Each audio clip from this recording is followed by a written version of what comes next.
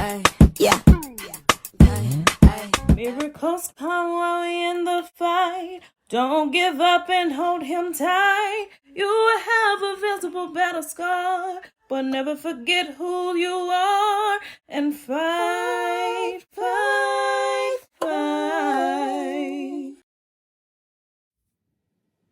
Hello, and welcome to Embracing the Fight. I am Erica Lamar, your digital creator and host.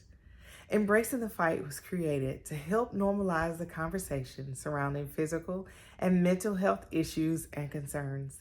And if you've been watching, you'll know that I've been chronicling my journey through thyroid cancer and weight loss. Today's episode is really rough for me. I'll just be honest. I went back to visit with the endocrinologist on Tuesday. And to kind of lighten the mood a little bit to start, when I went into the office, the nurse comes over and says, okay, get on the scale. And you can hear a lady in the background yelling, don't do it, don't do it. And I was like, well, I already know, what it is. I already have some idea of, what I weigh. But anyway, I told her, I said, well, I have on steel toe boots. And she was like, oh, that accounts for, quite a bit of weight, and you have on clothes. So, we'll just take a little bit off. But I didn't see her take any off. I saw her write down the exact number that came up on the scale. But anyway, as I was sitting there, waiting for the doctor to come in, of course, they checked, my vitals, my blood pressure, everything's fine at this point. And my endocrinologist comes in, and we have a conversation about the last labs that I had done. So one of my concerns was the amount of testosterone that is in my blood, because I kept saying, I got all this extra hair, that's growing, that's like on my chin, and like that is something that I just want to go away. So apparently I'm going to have electrolysis because my testosterone level was normal. She also mentioned the possibility of PCOS. And she also talked about me losing weight. And she said that she needed to see my numbers concerning, my insulin, because she believes that I'm insulin resistant because of the weight that I'm carrying and because of all this extra hair, that I have. And I recall the last time I had my biometric screening that my insulin numbers were single digits when I was fasting. And usually they say that's really good. So I feel like I'm an anomaly of sorts, because I had normal testosterone and, acceptable normal insulin. I still got all this hair going on. So I'm going to start looking more into PCOS and see what it is that we can do, to work through this, because my main concern right now is the thyroid cancer. So previously, she talked about testing for tumor markers. Well, because the tumor marker level was not undetectable, it was low, it was extremely low, but it was not undetectable. The course of action going forward is going to be the radioactive iodine. So the reason you hear me breathing a little bit deeper on that is because her question following that statement was, what are your reproductive plans? And I told her, I said, to be honest, I do want to have a child, but I'm not, in a serious relationship, not married. I don't have any prospects for anything like that on the horizon. I would have to go, to a sperm bank and do that. But before I could get all that out, she looked at me and she says, you are over 40. She's like, actually, you are 45. And the risk for you having a child that has, Down syndrome, it goes up. And you could go from having a normal, quality of life to becoming, a caregiver. And just hearing those words, it hit me differently. Mainly because I grew up, with both my parents, and that was the same thing that I wanted and that I wanted to give, to my child when I did have a child. And now I'm hearing that if I decide to have a child now, there's a great possibility that this child can have Down syndrome. So I'm sitting there, I'm hearing this, and I'm thinking all sorts of things because I know that God has the last say. Regardless of what, any doctor has to say, I've seen God work some serious miracles just in the past few days. I've seen God repair a person's body from being destroyed by a motorcycle accident, and they're off life support. They have all their limbs. They're able to speak. Now, the road to recovery, we don't know, exactly what that looks like. But in the beginning, when you hear someone's had a serious or a terrible motorcycle accident, the first thing you think is, oh, they're not going to make it because of internal bleeding, because of all these different things. But regardless of what we thought or what the first ER doctor may have thought, the second ER doctor and God had a different plan of action that he worked out through him. And now this young man, has great opportunities to have an amazing quality of life, depending on, how he fights and what God's plan is for him. So I'm still sitting there while she's talking to me, and I'm thinking about the miracles that I've seen and all the things that I've seen God, do in my life when I thought that it couldn't happen or it wouldn't happen, or I saw something in someone else's life be manifested, right before my eyes. I know that God is real, and I know that he hears us, and that if you delight yourself in him, he'll give you the desires of your heart.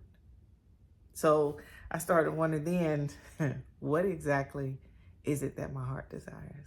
And I'm thinking all this stuff, while she's talking. So I had to go back and, ask a couple of questions again, because I was having these thoughts and I was having these feelings, because in the natural at first, I'll be honest, I was broken, because I could close my eyes and I could see a little me, running around and calling me mommy and depending on me and growing and just being an amazing, individual eventually.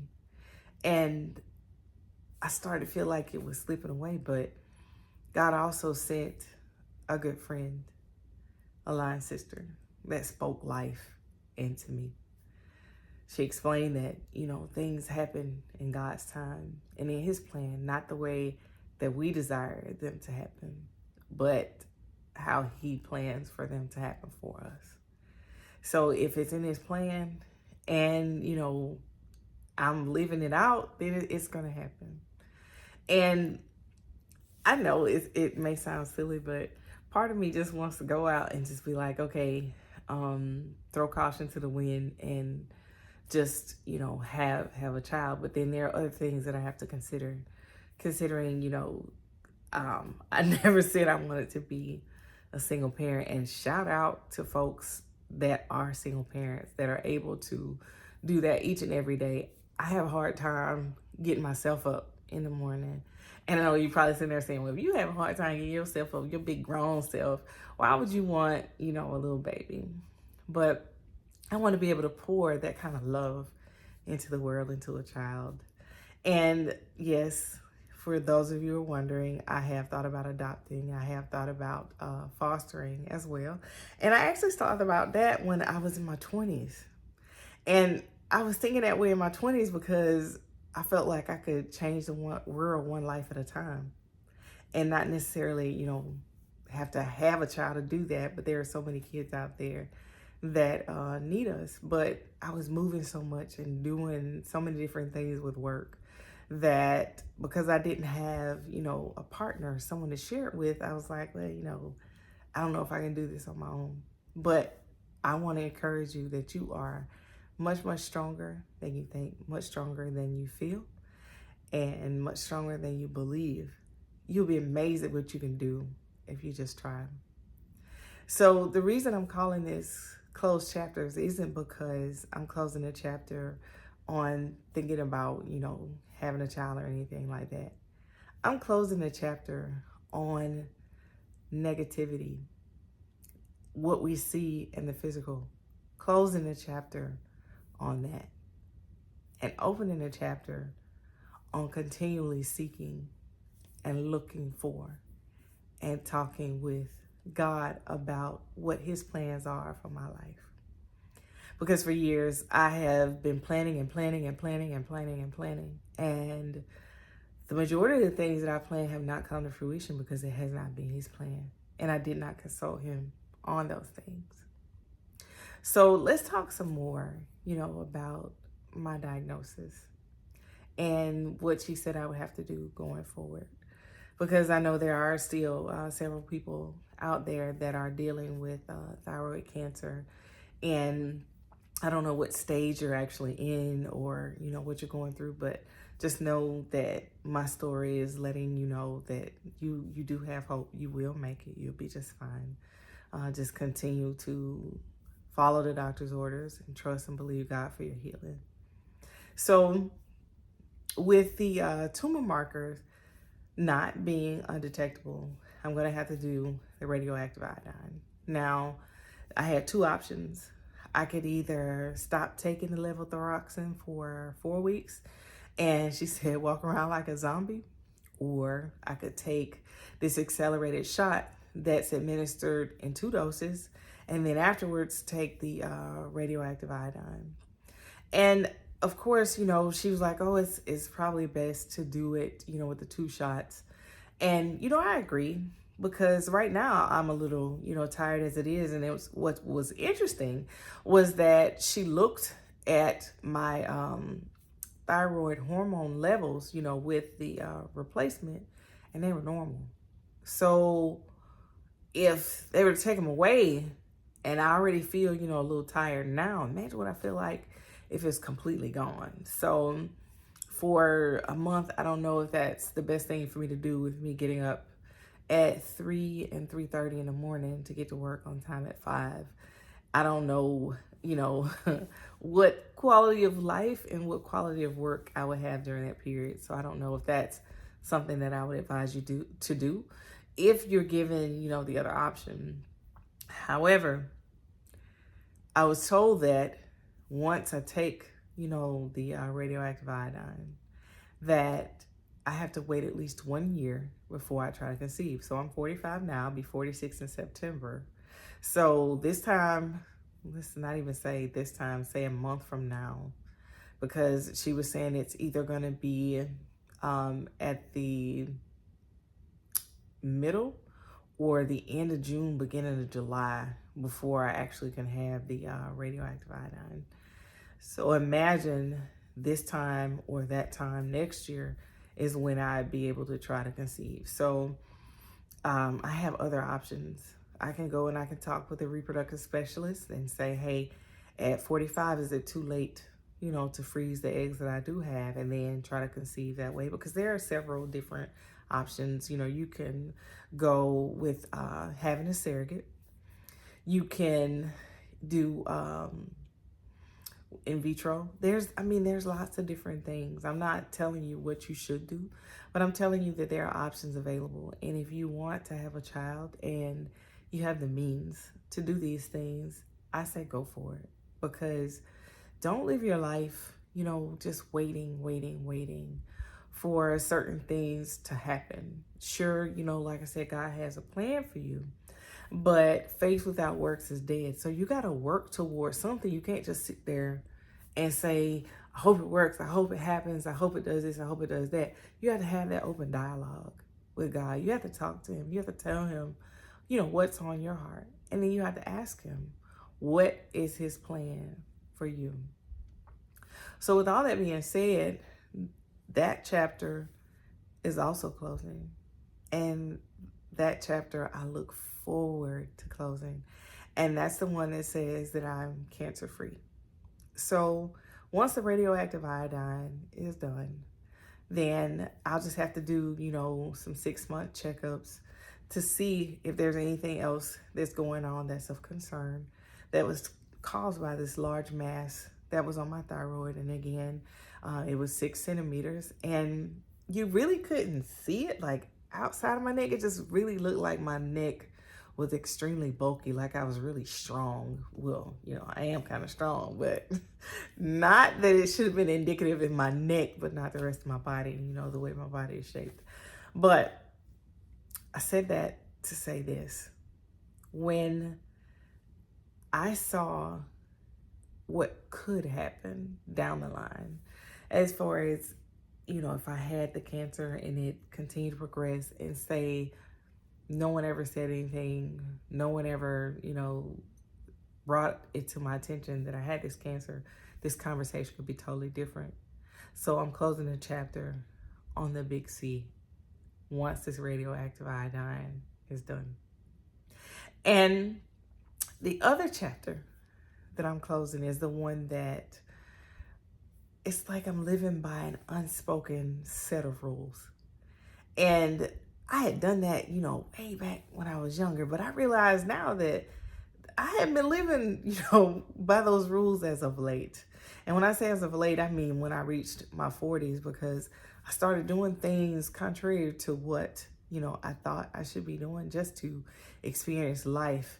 And some people might call some of the stuff ratchet, some of it maybe a little bit reckless, but it was nothing that was going to physically, harm me in a sense, or anyone that I love. It was just some things that I wanted to try, some things that I wanted to do to see, what's it like to actually do this, or what's it like to just up and go on a flight one day, just to go somewhere, just to do something, experience something, see something. You can't live your life in a box and expect happiness. If you cause yourself to stay conformed to a set of rules, and I'm not talking about, the biblical law. I mean like a set of rules that are set up by man that people judge you by. So let's just take one for instance. Let's just say that I did, have a child when I was like 15 or 16. That was one of those things that was like extremely hush hush. Oh, you don't do that. And it's like the older people were trying to keep you away from the folks that had kids, because it was just something that you didn't do. It was like, you don't do this. But then here I am now, 40 years old, fast forward. These people that had kids, at 15, and they're 45, their kids are 30. They're grandparents now at this point. And they're, enjoying the fruit, basically, of their loins. Not saying that there wasn't any struggle, or that there wasn't, a time here or there that they wonder why did they do it that way, or why did it happen to them. But it was their path. And it was just the crazy level of judgment that, people gave to them for the choices that they made, which is unfair, because all sins are equal.